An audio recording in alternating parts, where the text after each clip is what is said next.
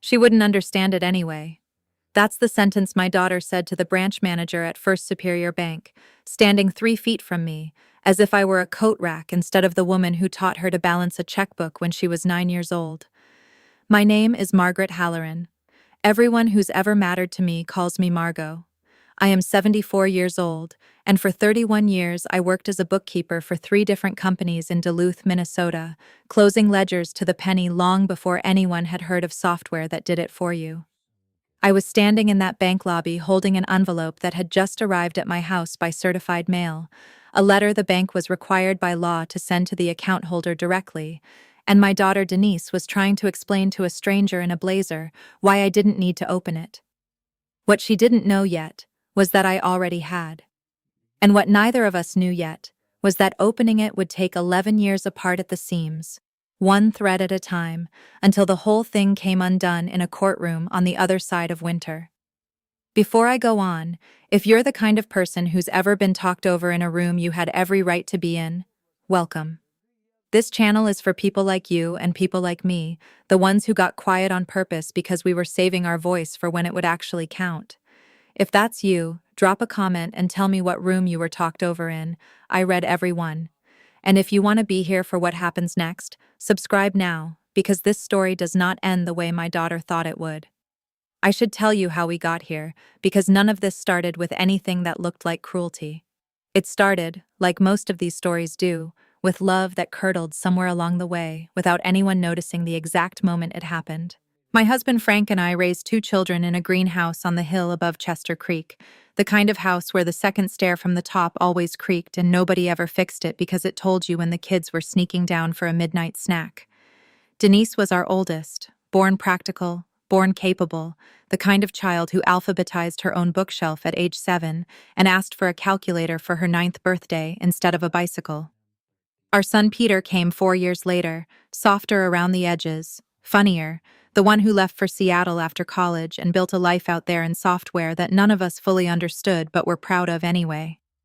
Frank worked 34 years at the shipping docks managing freight logistics, and I kept our own books at home the same way I kept them at the office, a green leather ledger I bought in 1979 and never replaced, because why would you replace something that still works?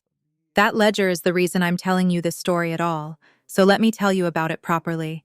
It's small enough to fit in a coat pocket, the leather worn soft and dark at the corners from 40-some years of handling, and inside, every entry is written in my hand in blue fountain pen ink, because Frank gave me a fountain pen for our 10th anniversary and told me a woman who does arithmetic for a living should at least get to do it beautifully.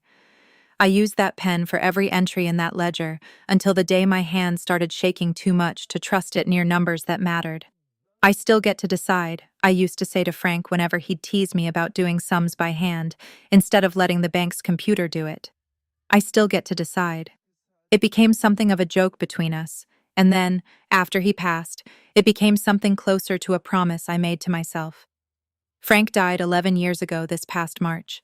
Congestive heart failure, quick at the end though slow in the years leading up to it, and in the last 2 years of his life we did what responsible people do. We sat down with an elder law attorney in Duluth, a careful, unhurried man named Arthur Beaumont, who had an office above a bakery on Superior Street, and we drew up our estate documents properly. Wills, healthcare directives, and durable powers of attorney for both of us, naming Denise as our agent, because she was local, because she was the one with the accounting mind, because it made sense on paper the way these things always make sense on paper before you find out what a person does with the trust you handed them. The document Arthur drew up was what's called a durable power of attorney, meaning it would take effect immediately and remain in effect even if I became incapacitated, rather than a springing power that only activates upon a doctor's certification of incapacity. At the time, none of us thought hard about the difference. I signed it in blue ink at Arthur's conference table, Frank signed his beside me, and Denise cried a little and said she hoped she'd never actually have to use it. I believed her. I still think, somewhere underneath everything that came after, that she meant it when she said it. For the first several years, nothing about our life changed in any way that alarmed me. After Frank died, I stayed in the greenhouse alone, and Denise, ever practical, offered to help me consolidate our accounts, close Frank's business checking, roll over his small pension survivor benefit, handle the paperwork that comes crashing down on a widow like a second funeral nobody warns you about. I let her. I was grieving in a way that made numbers swim on the page, and my daughter, my capable, competent daughter, who'd grown up into a woman who managed household budgets for a living as a financial coordinator at a regional clinic, took the burden off me exactly the way a good daughter should.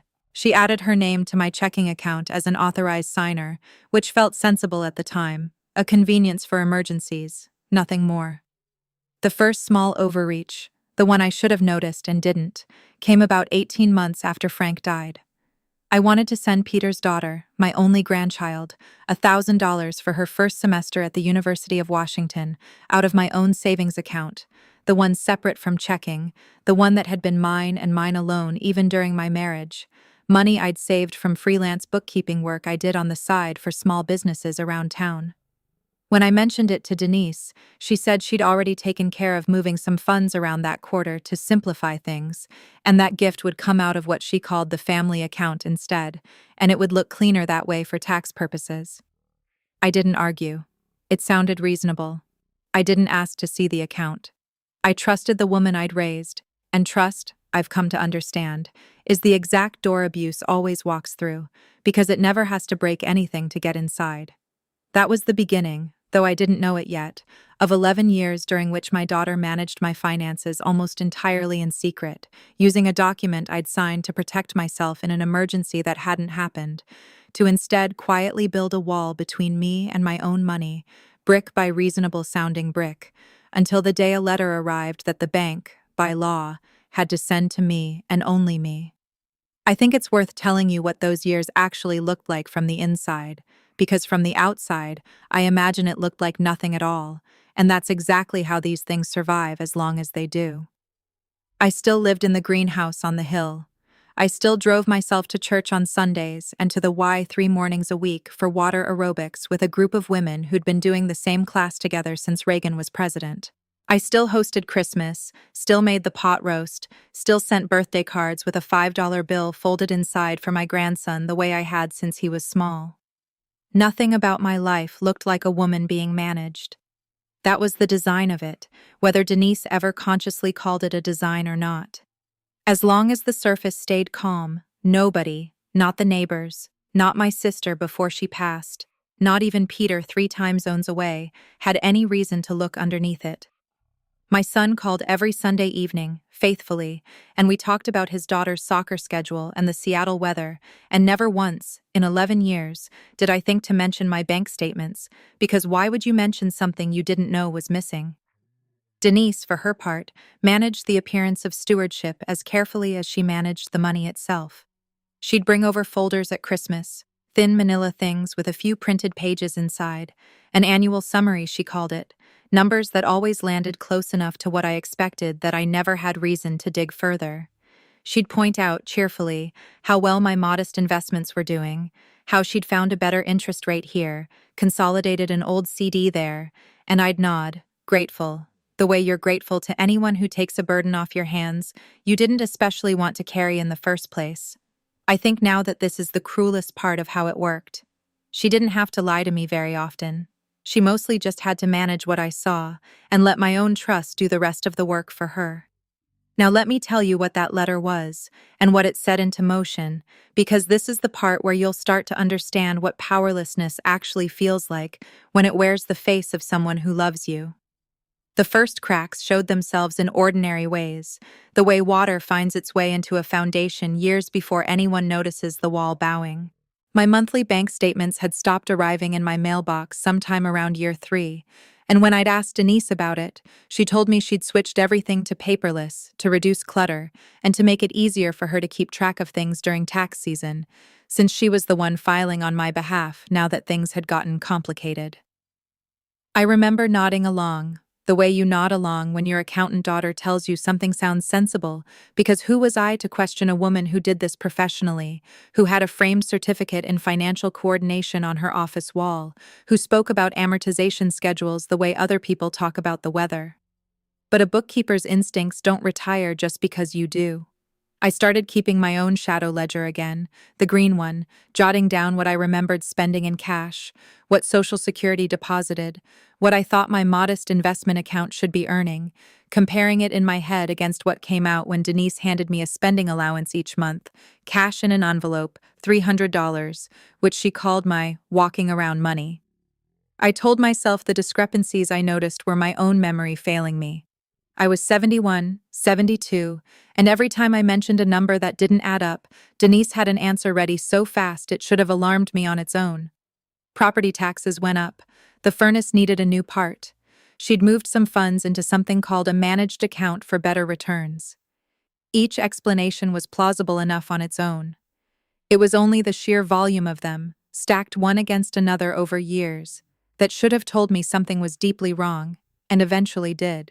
The bank letter that finally reached me came on a Tuesday in October, delivered by certified mail requiring my own signature, which is the only reason it landed directly in my hands instead of being intercepted at some earlier point in the chain the way, I'd later learn, so much of my mail already had been. It was from the bank's fraud and compliance department, and it informed me, in careful institutional language, that an internal review had flagged unusual account activity linked to my primary savings account, including several large transfers to an account not held in my name, and that per federal elder financial protection guidelines, the bank was required to notify the account holder directly, regardless of any power of attorney on file, and to request that I contact them at my earliest convenience to verify my continued consent to recent transactions. I read it twice at my kitchen table before I understood what it meant. Then I drove myself to the branch, letter in hand, the same branch where I'd banked for 30 years, and Denise happened to be there too, because as it turned out, she'd received a call from the same compliance department that same morning, warning her that the flagged account holder, meaning me, had been notified independently, and she'd rushed over to manage the situation before I could. That's the scene you already know about, the one where I stood in the lobby holding my own letter while my daughter told a bank manager I wouldn't understand it anyway. If you've ever had someone decide, without asking you, what you're capable of understanding about your own life, you already know the particular kind of cold that runs through you in that moment. It isn't rage, not right away. It's something quieter and worse, a kind of vertigo, the floor of your own identity shifting slightly under your feet. I said nothing in that lobby. I folded the letter, put it back in my purse, and told the branch manager I would call him myself the next morning. Denise offered to drive me home. I told her I'd walk. It was 11 blocks in October wind, and I have never in my life needed a walk more. That night, I sat at my kitchen table with the green ledger open in front of me, my old blue fountain pen in hand, and for the first time in 11 years, I wrote down every question I actually wanted answered, instead of accepting the first plausible-sounding answer my daughter offered. I still get to decide, I wrote at the top of the page, the way I used to say it to Frank, except this time nobody was there to hear it but me, and that was exactly the point. The next morning, I called the number on the letter myself, without telling Denise, and a compliance officer named Rosalind Cho walked me through what the bank could and could not disclose given the power of attorney on file. But she was able to confirm one crucial thing. The account flagged wasn't a joint account. It was my personal savings account, the one that had been mine alone since before my marriage, the one I'd never authorized Denise to touch beyond the checking account convenience we'd discussed years earlier. Somewhere along the way, without a new document, without my knowledge, funds from that account had been moving. I want to pause here and tell you something about what it feels like to have been dismissed as incapable your whole life, and what it feels like the moment you decide, quietly, that you are done accepting it. If you've ever sat with that exact feeling, tell me in the comments what finally made you stop nodding along. I promise you, it matters more than you think it does, both to you and to whoever's reading it, who needs to know they're not the only one. I didn't confront Denise that week. I want to be honest with you about why, because I think this part matters more than the drama does. I was frightened. Not of her, exactly, but of being wrong, of accusing my own daughter of something monstrous, and discovering there was some innocent explanation after all. Some accountant's shortcut I simply didn't understand, because banking software had changed more than I had. I was also frightened of being right, because being right meant something in our family had broken in a way that 11 years of careful, quiet reasonableness had covered over so completely that I hadn't even felt the crack forming. So instead of confronting her, I did what 31 years of bookkeeping had trained me to do. I gathered evidence, methodically, the way you close out a set of books at the end of a fiscal year, checking every entry against its source before you trust the total. I called Arthur Beaumont first, the attorney who'd drawn up our original documents, though by then he'd mostly retired and referred me instead to a younger colleague in his firm, who specialized in elder law, a woman named Priya Anand, who had a way of listening that made you feel like the most important client she'd ever had, even though I suspect she said the same thing to everyone and meant it every time. I brought her my green ledger, my shadow accounting, and the compliance letter. She didn't tell me my daughter was guilty of anything. She told me, calmly, what my rights were. As the principal on a durable power of attorney, I was entitled at any time to request a full accounting from my agent of every transaction made under that authority, and if my agent refused or the accounting didn't reconcile, I could petition the court to compel one, or in more serious cases, to have the power of attorney revoked, and, if necessary, to pursue recovery of misappropriated funds. She also explained something I hadn't known, that as long as I retained capacity, meaning as long as I was of sound mind to make my own decisions, I could revoke the power of attorney entirely, at any time, for any reason, without needing anyone's permission, including a court's. That last part stopped me cold. In 11 years, nobody, not the bank, not Denise, not even well-meaning Arthur back when he drew up the papers, had ever explained to me in plain language that the authority I'd handed my daughter was mine to take back whenever I chose, so long as my mind was my own. Priya's next question was the one that mattered most. Was my mind my own? Because if Denise had, at any point, suggested to anyone, a doctor, a neighbor, the bank, that I was cognitively declining in a way that justified her decisions, that narrative needed to be addressed directly before it could be used against me later. I told her the truth, that aside from a hand that shook too much for fine penmanship and knees that complained about Duluth winters, my mind worked exactly as well as it ever had, arguably better, since I'd started keeping the shadow ledger. Priya recommended, gently, that I schedule a formal cognitive and capacity evaluation with a neuropsychologist, not because she doubted me, but because a clean, documented result from a licensed professional would become the single most powerful piece of evidence in any future proceeding, closing off in advance the one argument that could otherwise be used to dismiss everything else I brought forward. I scheduled it for 2 weeks out, with a geriatric neuropsychologist named Dr. Okafor, and in the meantime, Priya helped me request a formal written accounting from Denise, under the terms of the power of attorney document itself, sent through the firm rather than from me directly, so that nothing would feel, yet, like an accusation. While all of this moved forward quietly behind the scenes, life at the surface continued exactly as it had for years, and that contrast is something I want you to sit with for a moment because it was one of the strangest parts of the whole ordeal. Denise came for Sunday dinner 2 weeks in a row, same as always, brought her husband Todd and their teenage son, talked about a kitchen renovation she was planning, asked me, with what looked like real warmth, whether I wanted to come along to look at tile samples. I sat across the table from my daughter, eating pot roast I'd made from Frank's mother's recipe, and I said yes, that sounded lovely, while a letter requesting a formal accounting of 11 years of my own finances sat in an envelope on an attorney's desk 8 blocks away. I want you to understand that I wasn't performing coldness. I genuinely still loved her. That's the part nobody warns you about in these situations, that you can be gathering evidence against someone in a courtroom sense while still passing them the gravy, and meaning it when you ask about their son's hockey season. Betrayal inside a family rarely arrives clean. It arrives tangled up with everything good that came before it. At Thanksgiving that year, Denise's response to the accounting request arrived, 3 weeks late, thinner than it should have been, missing statements from what she called a consolidated investment vehicle.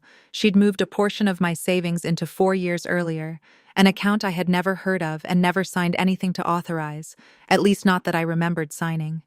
When I raised it with Priya, she pulled the original notarized document that had apparently authorized that transfer, and something about it made her go very still on the phone. The notary's stamp was from an office 2 counties away, one neither Denise nor I had ever used, and the notary log, which Priya was able to request as part of the public record, showed the signing had taken place on a date when my own calendar, the physical one I kept on my kitchen wall, showed I'd been 300 miles away at my sister's funeral in Wisconsin. I sat with that fact for a long time before I let myself fully understand what it meant. There is a particular kind of grief that has nothing to do with death, the grief of realizing a signature bearing your name on a document that moved tens of thousands of dollars was made without you anywhere near the room where it happened. There were other dinners that fall, and I want to describe one more of them to you because I think it captures something important about how ordinary betrayal can look from the inside while it's happening. It was early December, and Denise hosted that year, her house strung with the same white lights she put up every December, her son at the piano working through a Christmas carol he'd half learned for a school recital. Todd carved the ham. Denise, at one point, refilled my wine and asked, lightly, almost as an afterthought, whether Priya's office had called me about anything, because she'd heard from a friend at the bank that some elderly clients had been getting confusing letters lately about routine compliance reviews, and she didn't want me to worry if something similar came my way. I remember sitting very still with my wineglass in my hand, understanding in that moment that she already knew the letter had reached me weeks earlier, and that this entire question, wrapped in casual concern, was her quietly testing how much I knew and whether I intended to say anything about it. I told her I hadn't heard from anyone and thanked her for the warning. We ate ham. Her son played "O Holy Night" imperfectly and sweetly, and I clapped along with everyone else, while somewhere inside me a decision I hadn't consciously made yet was finishing itself. There was one night, I'll admit to you now, where I came very close to doing something I would have regretted. I sat in my car outside Denise's house on a Wednesday evening, engine running for warmth, that notary document printed and sitting on the passenger seat beside me, fully intending to walk up to her door and demand an explanation right there on her porch, in front of Todd, in front of her son, let the whole family hear exactly what I'd found. I even had my hand on the door handle. What stopped me wasn't fear.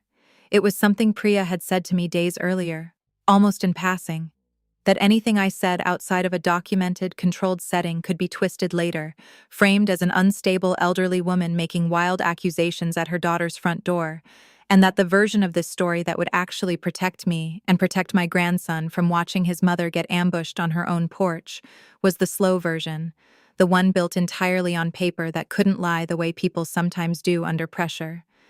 I drove home that night without knocking. It was, I think, the hardest and most important decision I made in this entire ordeal, choosing the quiet path when the loud one was sitting right there under my hand. Dr. Okafor's evaluation, when it came back a few days after that, was unambiguous. My cognitive function was fully intact, consistent with a woman of my age and education, with no evidence of impairment affecting judgment, memory, or financial decision-making capacity. I remember reading that report and crying at my kitchen table, not from relief exactly, but from the strange grief of needing a stranger with a clipboard to certify in writing that I still knew my own mind, after 74 years of knowing it perfectly well on my own. With that report in hand, along with the notary discrepancy, the missing accounting records, and a pattern Priya had traced of transfers totaling just over $118,000 moved out of my accounts over 11 years into accounts linked to Denise, and in smaller amounts, to what appeared to be a struggling small business Todd had opened and quietly closed twice, we filed a formal petition with the county probate court. The petition asked the court to compel a full financial accounting from my agent under the power of attorney, and, pending the outcome of that accounting, to revoke the power of attorney entirely and restore full financial autonomy to me as principal. Priya also walked me through something I hadn't understood about how banks are trained to watch for exactly this kind of thing, and I think it's worth sharing, because it's the reason the letter reached me at all after 11 years of silence. Federal guidance encourages banks to train frontline staff and compliance departments to recognize patterns consistent with elder financial exploitation, things like a sudden change to paperless statements for an older account holder, transfers to accounts outside the family's established pattern, or an agent under a power of attorney who grows unusually insistent about controlling communication with the account holder directly. Rosalind Cho later told me, once the petition was underway and she was permitted to speak more freely, that an internal fraud algorithm had flagged my account nearly a year before the letter reached me, but that the case had been deprioritized twice due to staffing, until a newer compliance officer picked it back up and insisted, over some internal pushback, that federal elder protection rules required direct notification regardless of any power of attorney on file. I think about that sometimes, how close the whole truth came to staying buried simply because a case file sat in a queue a little too long, and how much I owe to one compliance officer who decided to follow the rule as written instead of the convenient version of it. If you're still with me and you've made it this far into a story about paperwork and patience instead of shouting matches, I want to say something to you directly. This is what real power actually looks like, most of the time. Not a dramatic confrontation. A folder of documents, organized by date, sitting quietly on an attorney's desk, waiting for the moment the truth simply cannot be talked around anymore. If that resonates with you, hit subscribe now, because the hearing is where everything I've told you finally comes due. The hearing was scheduled for a gray morning in late January, in a modest courtroom on the third floor of the St. Louis County Courthouse. The kind of room with fluorescent lighting that makes everyone look a little bit guilty and a little bit tired, regardless of which side of the aisle they're sitting on. I wore my good navy coat. I brought the green ledger in my handbag, though I never had to take it out. Priya sat beside me at the petitioner's table. Denise arrived with an attorney of her own, a man in his 40s who looked like he did this kind of work often enough to have stopped being surprised by any of it, and Todd sat 2 rows back in the gallery, not called as a party, watching his wife's face more than he watched the judge. Denise did not look like a villain that morning. I want to be honest with you about that, because these stories sometimes make it easy to imagine a monster, and my daughter was never that. She looked exhausted in a way I recognized, the particular exhaustion of someone who has been managing a lie for so long it has become indistinguishable, in her own mind, from simply managing a family. At one point, during a recess, she caught my eye across the hallway and said quietly, not for the judge, not for anyone but me, that she'd only ever meant to borrow against the account temporarily during the years Todd's business was struggling, meant to pay it back before I ever needed it, and that somewhere along the way, the borrowing had just become the pattern, become easier than confessing it. Become, she said, the thing she did instead of asking me for help outright the way her brother would have, because she'd always been the one who wasn't supposed to need help, the responsible one, the one who managed things. I believed her, in the sense that I believe it was true. It didn't undo what it had cost me, but it helped me understand later that this had never been simple greed. It had been fear wearing the costume of competence for 11 straight years. When the hearing itself began, the judge, a measured woman named Judge Holloway, who I remember had a small photograph of what looked like grandchildren on the corner of her desk, worked through the accounting discrepancies methodically, page by page, the way I imagine she'd worked through hundreds of similar petitions before mine. Priya walked the court through the shadow ledger first, my own handwritten record set beside the bank's actual transaction history, month by month, the 2 columns diverging further and further apart the closer they got to the present. Then came the missing consolidated investment account, the one I'd never authorized, its statements finally produced under subpoena, showing steady withdrawals timed, suspiciously, to align with Todd's business expenses in years his LLC filings showed mounting losses. Judge Holloway asked few questions but wrote a great deal, and I remember thinking that her silence was its own kind of thoroughness, the same kind I used to bring to closing out a set of books nobody else wanted to look at too closely. It was Denise's own attorney, cross-examining a bank compliance representative Priya had subpoenaed, who inadvertently produced the moment that mattered most. pressed on the notarized transfer document, the one signed supposedly by me on a day I could prove I'd been 300 miles away burying my sister, Denise's attorney turned to her, expecting an explanation that would satisfy the record, and instead Denise said, quietly enough that the court reporter had to ask her to repeat it, that she'd signed that one herself, because she'd been certain I would have agreed to it anyway if she'd only had time to ask, and she hadn't wanted to bother me with paperwork during the funeral.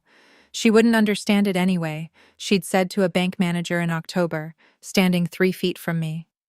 In that courtroom in January, under oath, the truth of what that sentence had actually meant, all along, finally surfaced. It hadn't been about my understanding. It had been about her convenience. I was given the chance to speak before the judge issued her ruling, and I want you to know I did not raise my voice, not once, in the entire proceeding. I said one sentence, the only one I'd prepared, the only one I needed. I told the judge that I had spent 31 years making sure other people's numbers added up to the penny, and that all I had ever asked, in 11 years of letting my daughter manage what was mine, was to still get to decide. Judge Holloway revoked the power of attorney that afternoon, effective immediately, and ordered a full court-supervised accounting and restitution plan for the funds that had been moved without proper authorization, including the funds tied to the forged notary transfer, which she referred, separately, to the county attorney's office for review given the apparent falsification of a notarized document, a matter outside the scope of the civil petition itself. She did not order Denise to prison that day, and she made clear, gently, that whether further action followed would depend on factors beyond what stood in front of her that afternoon. What she restored, without hesitation, was every ounce of my own legal authority over my own life.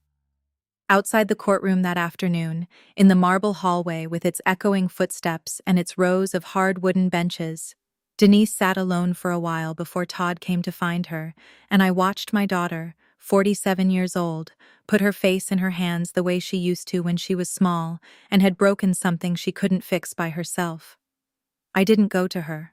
I wanted to, some old reflex in me wanted to, but Priya had warned me, gently, that anything I said in that hallway, in that raw a moment, could complicate the restitution proceedings still ahead, and so I stood at the far end of the hall with my coat buttoned to my chin and let her have her grief without my interference, the same way I'd let her have 11 years of managing mine without asking too many questions. It felt oddly like the first boundary either of us had honestly respected in a very long time. The months that followed unfolded slowly, the way real consequences almost always do, without the neat resolution a courtroom scene might make you expect. Denise began repayment under a court-ordered schedule, working 2 jobs for a while to keep up with it, and the criminal referral over the forged document eventually resolved through a plea to a lesser charge involving a fine and a period of probation rather than jail time. Largely, Priya told me, because I chose not to push for the harsher outcome available to me, a decision I made not out of forgiveness exactly, not yet, but because I didn't want my grandson's mother to spend his high school years behind bars over money that had, in the end, been recovered. Todd's second failed business closed for good that spring, and I heard, through Peter, that the strain on their marriage in those months was significant, though it held. Denise did not attend my 75th birthday that June. She sent a card. Inside it, in her handwriting, was a single line that surprised me more than anything else in the whole ordeal. I forgot you were ever anything other than capable. I'm sorry it took a courtroom to remember it for me. I keep that card in the green ledger now, tucked behind the very last entry I ever wrote in blue fountain pen ink, the one dated the morning of the hearing, which simply says, in my own hand, still deciding. I should also tell you what happened with the county attorney's referral, because I promised you this story wouldn't leave loose ends dangling that I could actually account for. Denise's plea, finalized that spring, involved a suspended sentence contingent on completing the court-ordered restitution schedule and 2 years of probation, along with a permanent bar from ever again serving as a financial power of attorney for a family member without independent court oversight. Her employer, the regional clinic where she'd worked for over a decade as a financial coordinator, learned of the proceeding through the local court record and placed her on an internal review that ultimately cost her that position, though she found work again within the year, at a smaller company, doing similar work under someone else's closer supervision. I won't pretend I felt nothing when I heard she'd lost her job. I felt something complicated, grief tangled up with a small, uncomfortable relief that the consequences were real enough to mean something, that this hadn't simply been 11 years and then a scolding. It's autumn again as I tell you this, a full year past the letter that started it all, and I want to tell you what an ordinary Tuesday looks like for me now, because I think the quiet after a storm like this deserves just as much telling as the storm itself. I do my own banking online now, slowly, with reading glasses and a cup of tea, and nobody looking over my shoulder unless I ask them to. Peter flew in from Seattle last month and sat with me at the kitchen table while I walked him through my own statements, not because I needed his help, but because I wanted someone I love to see, with his own eyes, that the numbers finally add up exactly the way I say they do. I still keep the green ledger, though these days it's mostly full of grocery lists and small notes to myself. The fountain pen retired to a drawer, brought out only on the anniversary of the hearing each January, when I write one line in blue ink and put it away again for another year. Denise and I speak now, carefully, about twice a month, mostly about her son, my grandson, who still comes to visit me on his own, who never once, through any of it, stopped believing I knew exactly what I was talking about. Whether my daughter and I ever find our way back to something that feels like the years before Frank died, I honestly don't know yet, and I've stopped pretending I do. Some threads, I've learned, are allowed to stay loose. I went back to the bakery on Superior Street not long ago, the one below Arthur Beaumont's old office, more out of sentiment than necessity, and I sat with a cup of coffee at the window table where Frank and I used to sit after our appointments all those years ago, watching Duluth go by the way it always has, slow and gray and stubbornly beautiful in the way that lake towns are. I thought about the woman who'd signed those original documents at Arthur's conference table, certain she was simply being sensible, certain the daughter across the table from her would only ever use that authority the way it was meant to be used. I don't think I'd tell that woman not to sign. I think I'd tell her to ask more questions afterward, every year, without apology, the way I do now. If there's one thing I hope you carry out of this story with you, it's this. Dignity is not something anyone can manage on your behalf, no matter how much they love you, no matter how capable they are with numbers or paperwork or plausible explanations. The moment someone else starts deciding what you're capable of understanding about your own life is the moment to start writing everything down, calmly, patiently, in your own hand, until the truth has nowhere left to hide. If this story meant something to you, comment the word ledger below, so I know you made it all the way through, and share it with anyone who's ever been told, in so many words, that they wouldn't understand. Subscribe if you want to be here for the next one, because there is always a next one, and every single person in these stories starts out exactly the way I did. Quiet, underestimated, and in the end, still deciding.